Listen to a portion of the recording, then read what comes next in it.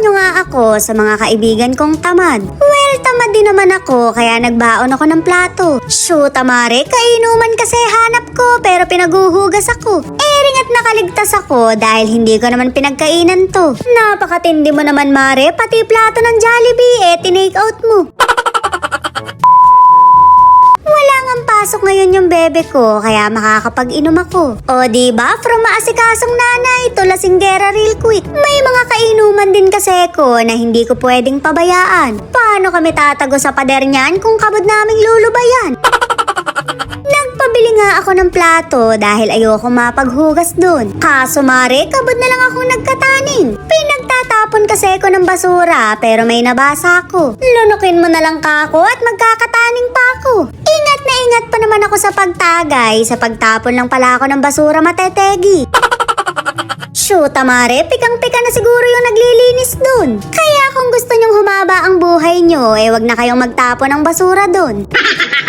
Nandito na nga ako sa bahay ng kaibigan ko. May dala-dala na akong plato para hindi ako mapaghugas. Pagkayari kasi naming uminom, kanya-kanya rin kami ng urong. Hindi naman yata kainuman ang hanap nyo, kundi tagahugas nyo ng plato. Well, puro tamad lang siguro talaga tayo, kaya nga tayo nagkasundo-sundo. Wala na siyang nagawa kundi solohin yung hugasin niya. Abay, dapat lang naman at pinagkainan nyo naman yan. Paano naman kasing hindi dadami hugasin mo, pati plato ng Jollibee, tinake out mo. Isoli mo na yan at baka hinahanap na yan. Kanino ko yung suot ko? Naiwan. Ay, sa'yo ba yan? Slime mo ba yan?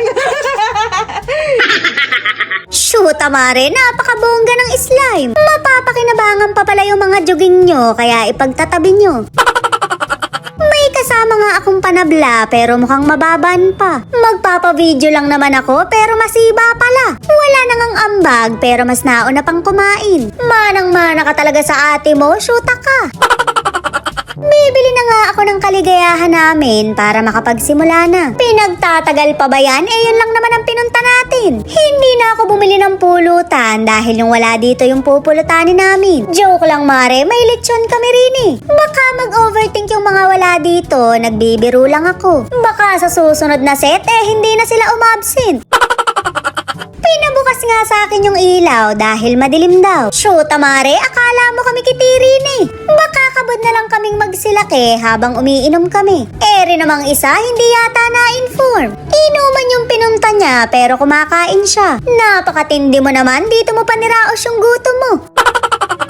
Tinangay ko na nga yung lamesa ng kapitbahay dahil walang tao. Wala munang magsisipag tong eats dahil gagamitin namin. Magbato-batopik muna po kayo para malibang kayo. Ganon talaga, Mare, yung may-ari ng lamesa ang mag-a-adjust.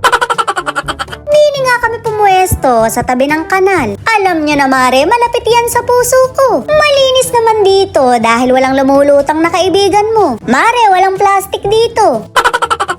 Nagsopas nga yung mga kaibigan ko na tamang-tama sa pag-ulan. Kaso Mare, mali yata ako. Hindi yata sopas yung nakita ko, kundi carbonara. Mali na naman yata ako, wala na talaga akong ginawang tama. Napakabongga naman itong carbonara na to, may atay pa. Kailangan namin yan dahil palusaw na yung samin.